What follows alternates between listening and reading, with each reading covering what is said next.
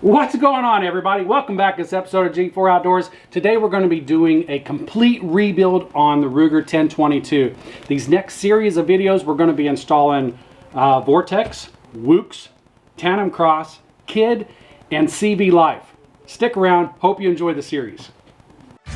Well, here's a little story about two friends that came together, and we started up a YouTube just to talk about whatever. We're on a boat catching big bass and smashing them cats, from review videos to just making you laugh. Cause we got guns, we got knives, we got fishing, we got hunting, we got everything you like, so hit that subscribe button. We're in the outdoors, doing things that we love. We're talking guitars, girls, green grass, and guns.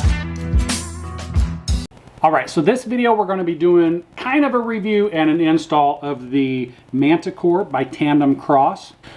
First of all, to start off with a review on this, let's get a baseline on the factory Ruger 1022 trigger. And I got some non-snap capping snap caps.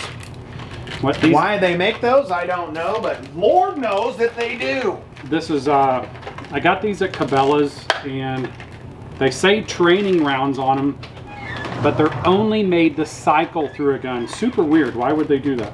So we can at least get a couple of hits out of each one of these. It says 4 or 5, and then they're bad. So we can at least get some trigger scale weights on here. Because Lord knows you guys will tell us, hey, don't dry fire, you're too long. Yeah, it's going to hurt it. No, it's going to hurt the training rounds right now. So let's go ahead and see if this cycles around, which it did. So here we have factory 1022. Get a little low down here. I don't know what these triggers are. I'm going to guess about 8. You going safe? Shoo, 5.3. One more round. And in the grand scheme of things, high 4s, low 5s on poundage of the trigger weight. 5.6, 5.3 and 5.6. That's not horrible for what this rifle is, but if you're trying to make it a little more precision and accurate, you're going to want that lighter trigger pull, that way you're not having to force so much on your finger to get it. You're going to move around, you know. But as far as from the factory, it's not the worst thing in the world, even though it's really close to the worst thing in the world. But it's not the worst thing in the world. So, it's just really close to the worst thing in the world, but it's not that of it. Factory trigger coming in around 5.4 pounds, 5 pounds. Not much to talk about on the factory. Let's get into the Manticore. All right, let's dig into the box.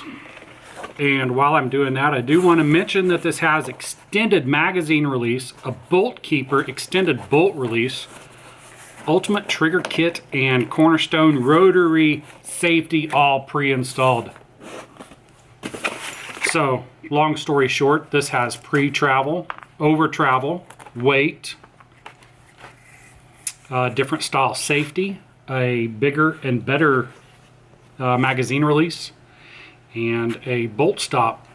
Super cool with the red anodization, which goes along perfectly with our bolt lever. So yeah, nice little card, one tool, and a whole bunch of hands. Important, do not pull this trigger before installing into your receiver. That is very important. That's going to be tough to do.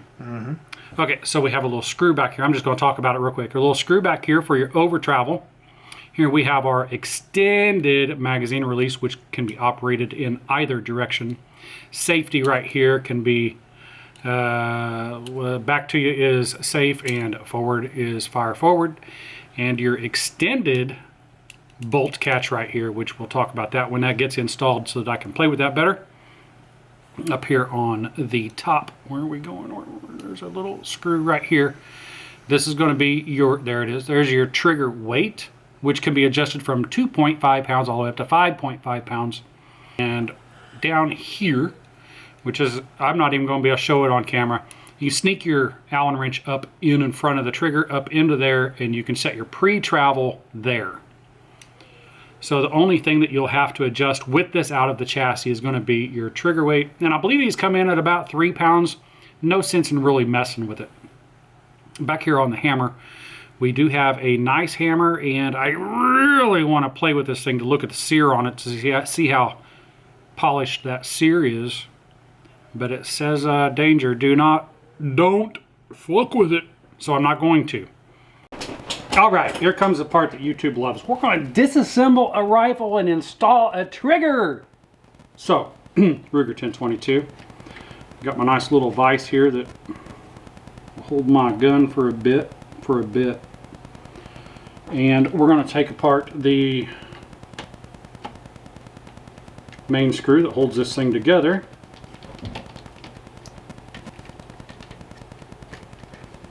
And I'm going to completely remove the screw.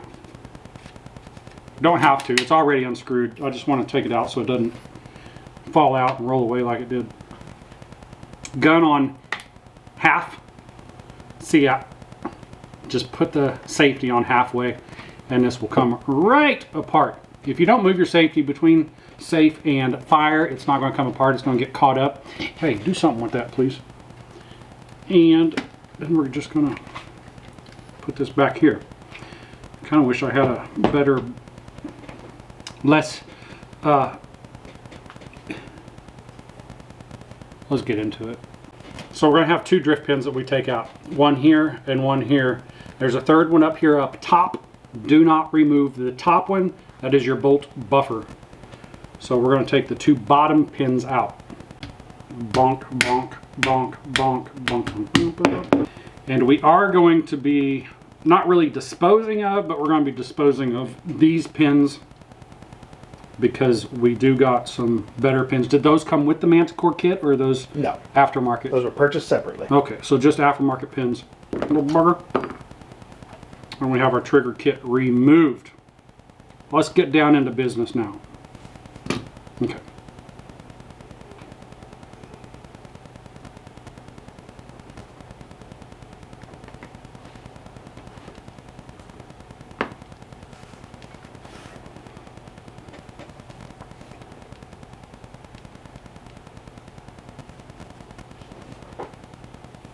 You can stop recording on that big one. Are we up close now? Yeah. Pins out. And we are going to be not really disposing of, but we're going to be disposing of these pins because we do got some better pins. Did those come with the Manticore kit or are those No. aftermarket? Those were purchased separately. Okay, so just aftermarket pins.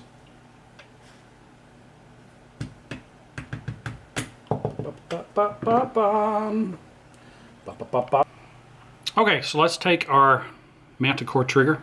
That thing sure is good looking. Got a nice shiny finish on it, and the anodization is pretty cool. I dig it. Let's install it. Done. See you guys in the next video. Have a good one. No, really, we did buy some aftermarket pins for this, and what's cool about these is they have little ball bearings in them, ball detents. See those right there? So when they go in, they kind of fall into place and stay there. That way you won't have to hammer these out all the time. You can pretty much just push them.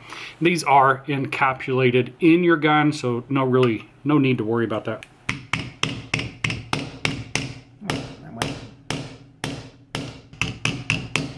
100%. I will let the owner of this hammer them in there flush. But guess what? Safe, fire. Let's throw a... You got a dummy tucked right under the room. Let's throw a dummy in there real quick. Are you guys watching me mess with this? All they see is the back of your hand. Oh my goodness. I'm gonna let the mechanical do the first trigger pull on it. See what the trigger weight is. What? You can talk. I was just looking. Oh, Whoa. Whoa. 210? Just a hair under 3. Oh, that's not 2.1. Yeah, 210. 2.10. Yeah. I would like to see that between 2 and 2.5.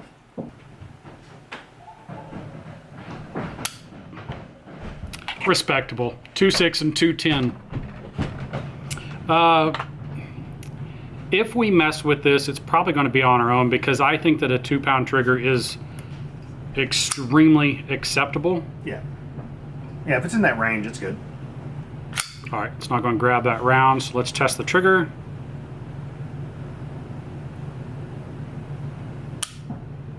Dude, that's a really nice trigger. We are going to have to do some adjustments on the pre-travel and over-travel. One more time just for the fun of it. Okay, I'm lying about the pre-travel. Yeah, I'd say it's at the wall. Yeah, there's no movement there. I don't know what I was feeling, but that's solid. That's solid right there. Did that trigger even move? Not really. Jeez. A quick cycle on it, and dude, this trigger is crazy. For real. That's pretty good. That's better than that CNC one I have on the AR. This trigger is nuts. Nuts. Let's get up to the big camera. All right, so off camera, he handed me this, wanted me to play with the trigger. Now, I bought a really high-end CNC trigger for my AR-15 that's around 2 to 2.5 pounds. It's got a little play in it. So I was messing with this. There's nothing. You are at the wall. Zero play. Trigger pull, pop. Hardly any post travel. Reset. There's no play in it. It stops right back at the wall. It is insane. And I'm not just hyping that up. It's crazy. I'm gonna pop one of these snapper cappers in there that isn't actually a snap cap, right? Even this I'm excited about, right? Because there's nothing more of a headache on this Ruger 1022 than the bolt stop, okay? Or the bolt catch, whatever you call it. It worked first try. It was a nightmare with the other one. Insanity is a thing. Oh, I want the bolt to go back. Let's not fidget with that stupid mechanism that's on this, or where we need to be. This trigger.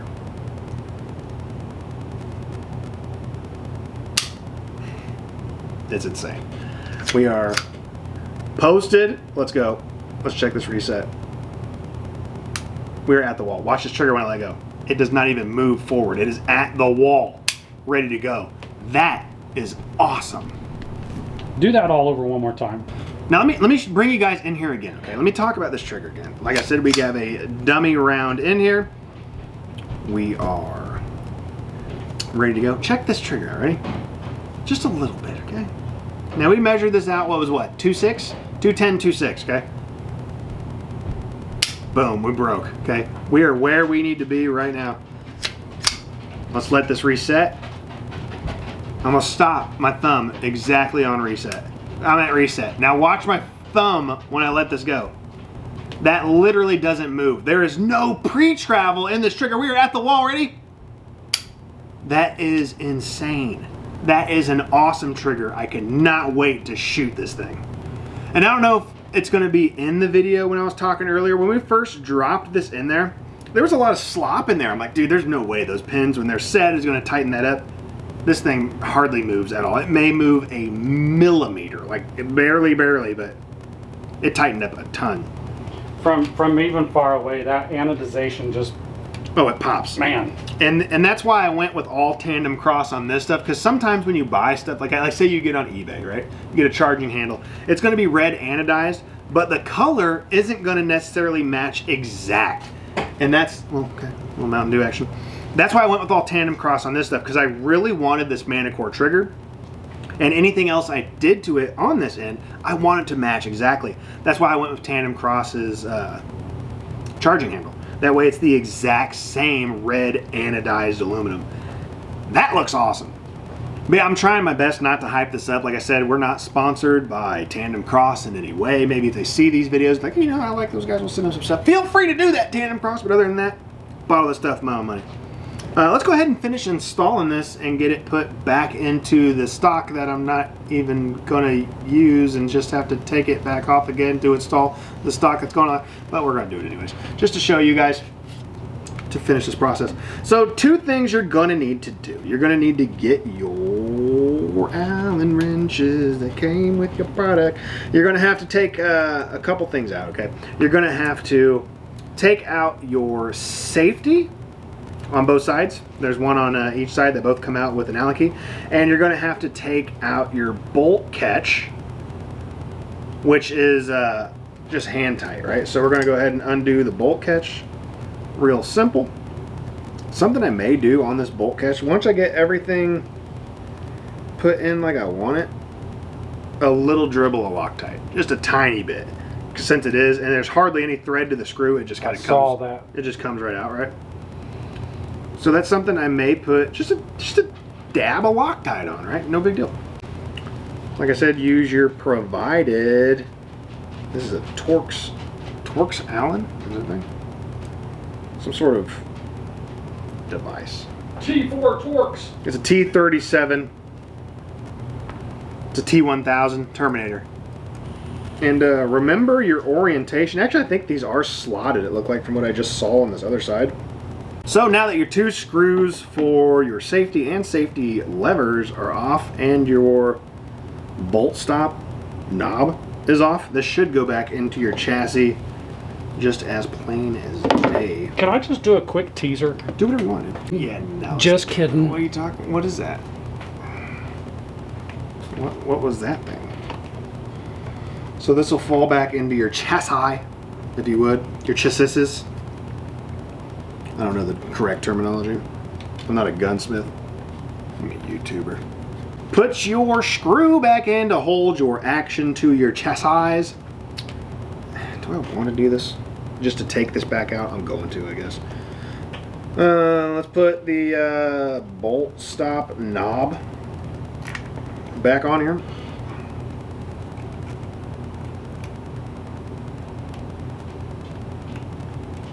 And that is wild that it's just barely threaded on there, to be honest with you. I almost feel like I should be out more, but I don't know. I don't design stuff. The little bolt catch knob is back on. Good. Screws for your safeties. And like I said, there is like a little groove these fall into. They are machined that way. So you won't lose track of whether you had this on safe or fire. But just this, without it being in the chassis, without me having my Vortex optic, without me having my new kid barrel and stuff that we're still getting ready to put on, that looks pretty slick. That looks really slick. Go bring it up there for a close-up. Show the guys. Show the guys out. Let's get some shine on that. I want to go shoot this. I want to go shoot this, dude. That's slick. On safe. Let's check out this bolt stop, right? Boom, boom. We're stopped. Before it was a nightmare. What do? Push that or pull it to stop it? You literally. Back. You could probably just let this fall down. Okay, so it doesn't pull out of the gun. It like It just pivots. drops. It's a pivot. Okay. It's a pivot. Boom, locked. Not locked. Ooh, I got it now. Yep. Super simple and easy. Guys, if you're in the market for a new trigger and something you can really customize, pre-travel. When it's on safe, this is in your way. Yeah, so you know whether it's on, like, oh shit, it's on safe. Yeah. It's like, yeah, I can't like really get that to a the trigger. lot. Yep. It's nice. It's a nice little idea. And I like the rotational style, like an AR, compared to the little punch-in, I don't even know what you call it. What's the actual name of that thing? I don't know. Slide. The little Cross slide safety. pivoting cross safety is it's a nightmare. And we got this. It just slides right out. Did you see that? This thing, stock, as close to a nightmare as a nightmare is going to get, to be honest with you. You used to have to dig your finger in here and try to get at it while pushing this lever forward. They can go both ways. And it can go both ways, forward and reverse. Forward and reverse, is that what you call it? Boom, let's try it forward. It's out of here. That's pretty impressive. It really is. This little setup right here, just the minor things we've done, right? The bolt, maybe more cosmetic than anything when you're talking about the actual functionality of this. It's definitely machined a lot better and a lot smoother than the stock Ruger bolt is. Charging handle for sure makes a difference. The other one's super tiny. This you got a lot here, man. There's got a little indent. If you've seen, if you check out the charging handle video, the stock one's tiny. You get a lot of room right here. Nice, super smooth. Like, it's crazy smooth. And this trigger by far, leaps and bounds, changes the way this gun acts, the way it performs, I am sure. It's half the poundage. Half the poundage. Yeah, you went from almost 6 pounds to almost 3 pounds, 2.5 pounds. Let's put that on fire. Whole bunch of take up. A lot of take up. As far as take up goes. Yeah, anyway. that stock trigger has a lot of take up. And yeah. And reset sucks. I mean, this thing is beyond double the quality of that. Yeah, it's an all-around sucks when it comes to the trigger. And there was a part of me for a minute that was kind of wanting to go with the BX, their $90 upgraded So trigger. glad you didn't. I'm glad I didn't too, because I would have been stuck with the same annoying functionality as far as magazine release and bolt catches. I'm glad I didn't go there. I'm glad was that biting the bullet or not biting the bullet? I'm glad I chose to be a little more. You bit it. Yeah, I'm glad I got this. So if you're watching this video and it is just the review video, thanks for watching. If you want to check out the install video, there's going to be 2 series on this exact video. One actually showing things being installed and taken apart. That's most likely going to be demonetized. And then you have the review showing, you know, what the trigger is, how it functions, what it all does, and the pull weight and all that stuff. So if you watched one or the other and want to go watch the one or other version of that, go ahead and do that. It's going to be all in this playlist most likely. Guys, thanks for checking this out. That is the TandemKross Manticore drop-in trigger assembly for your Ruger 1022. We're getting close to being done with this series. We still got to do a Vortex optics on it. We got to get that going. What else we got to do? We got a kid barrel we're getting ready to install. And we have a new chassis system that is going to be put on this as well. So stay tuned for those videos, guys. Like always, we'll see you guys in the next one. I'm out of here. Monday, Tuesday, Wednesday, Thursday. I just dream of fishing while I'm going through my workday. I listen to my boss, though he's driving me berserk. Damn it, I can't take much more because my brain is really hurting. And now the bank is always calling and I don't know what to do. And I haven't bought a crankbait since like 1992. But the bass are out.